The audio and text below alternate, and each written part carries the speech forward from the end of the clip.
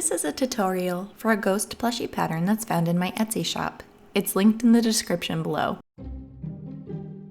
Use the face guide from the pattern. Place the 2 felt eyes and the felt mouth on top of one ghost piece, pin in place. Using the black thread, sew around each eye and mouth using about an 1/8 inch seam allowance. You want to make sure that you're catching the felt, but you're pretty close to the edge. Lay one ghost body piece on top of the other with right sides together.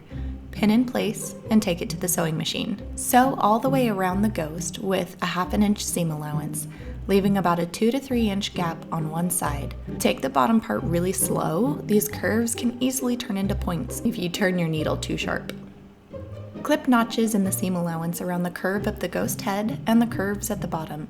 Be very careful to not cut through your stitches. It's super easy to do that here. Turn the ghost right side out through the gap left from sewing. Reach into the gap and use your finger to push out all the curves from the inside of the ghost. Stuff the ghost with polyfill. How much polyfill you use will determine the shape of the ghost has. The more polyfill you put in, the more bulgy it will feel. You may need to smash it down and shove it into the curves a bit to help the ghost fully take its shape. When the ghost is stuffed to your liking, tuck the seam allowance from the gap inside the ghost.